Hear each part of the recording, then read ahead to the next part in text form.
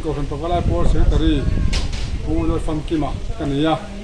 hei in hi September ni khat ania Channel South Presbytery ko kan pakalai por in to khom kan tan tura in boss in sa khop maya na tlang hi kan dei tam to an khop maya so in ni apo mi mazat na tlang kan nei le a anh bố sinh sang sang rằng cả piniel to lom maya với nhiều po mi sum nga don mai kan na tang le a chuan bố sinh sang sang gan be hlama kan na tu te hoi tu ten sem china tu tin takin kan ti lom mani với nhiều po hian hei tang de po kan suak thakop mai ani ti Channel Presbytery kan pamlai po na huam zong member zong te hun mang tu yan chanam ngai ta ka local turin kan som tak meu chewani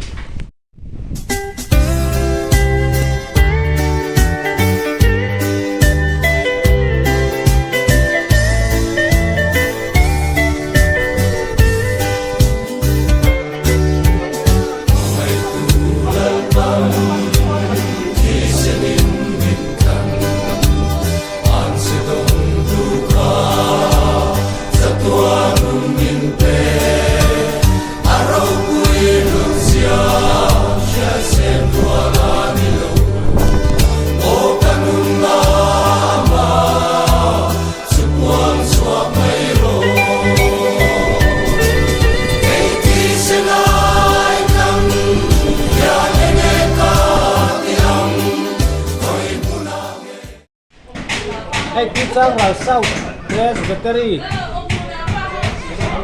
huap pavalai polin to khom dung chuan ko kanin kan dong dona kan phur em hein to khom hi pathian number ania avoi sarina September mi saria pastor bial pasari ananin hukom don ania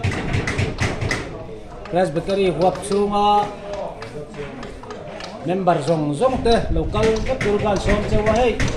adong tulam ni gain buat sai na sakop maya pandal hi asir ton tona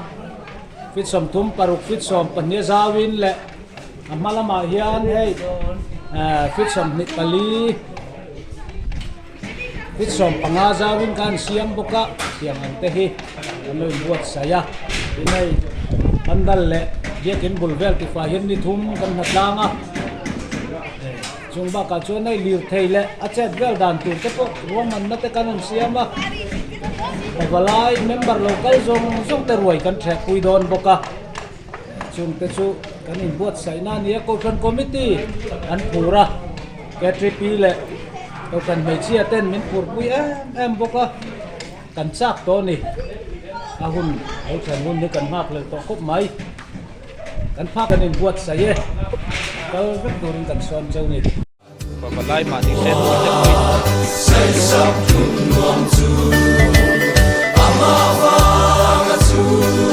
ram batang don fa la te mo in pabalai katana lu